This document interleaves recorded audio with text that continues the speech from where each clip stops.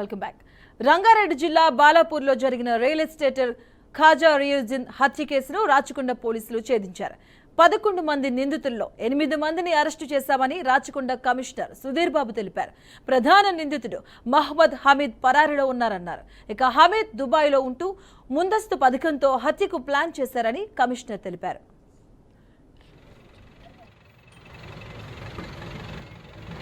బాలాపూర్లో జరిగినటువంటి నేరం, దీంట్లో ఉన్నటువంటి నేరస్తుల్ని పట్టుకోవడం జరిగింది. టోటల్ 8 మంది అక్యూజ్ని ఇప్పుడు మనము నిర్బంధంలోకి తీసుకున్నాం. వీళ్ళ ఎంటైర్ ప్లాన్ ఆఫ్ యాక్షన్ ఏంటి, ఎందుకోసం ఈ అఫెన్స్ ఇక్కడ చేశారు, వాళ్ళ అల్టిమేట్ గోల్ ఏంటి, ఇవన్నిటిని మీకు వివరిస్తాం.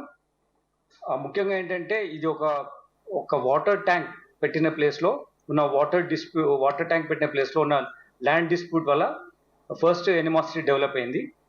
నేబర్స్గా ఉన్న మూలంగా చిన్న చిన్న గొడవలు జరగడం, దాంట్లో కొట్టుకోవడం, దాని మీద పోలీస్ స్టేషన్లో కేసు పెట్టుకోవడం జరిగింది. ఇప్పుడు దీంట్లో ఉన్నటువంటి ఖాజా రియాజుద్దీన్, ఆయనతో పాటు హమీద్, షేక్ మహమ్మద్ హమీద్, వీళ్ళిద్దరి మధ్యలో గొడవలు ఉండేవి.